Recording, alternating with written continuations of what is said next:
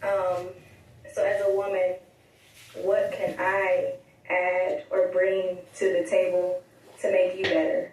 Yo, what's going on, America and the rest of the world? Xander J. Hobson here, comedian, director and producer of boxing documentaries and troll to those who need trolling. This is another episode of The Devil's Advocate, brought to you by the Brilliant Artist Movement. What do I bring to the table? I am the table.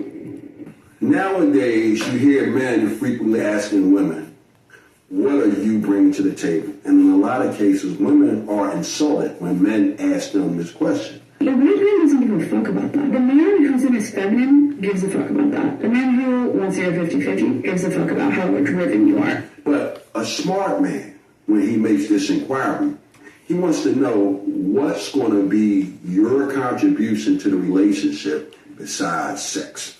Now, years ago, when women didn't work and men were the primary breadwinners, a man didn't bother to ask these questions. He saw a woman that he liked, and he said, hey, it's me and you all the way.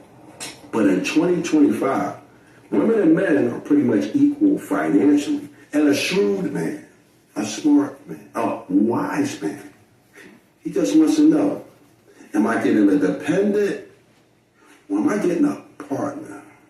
Because if I'm getting a dependent, I might pass, or I might take you on board, but I'm going to see you in a certain light. But if I'm getting a partner, we're going to take on the world together, and we're going to win. So, I don't want to spend a whole lot of time on this. I think everybody should know what they're getting into.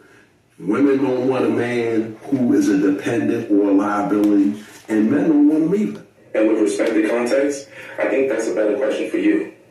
What do you think you should bring to the table to be a good, fulfilling wife to a man? So, now that we squared that away, I'm done with it.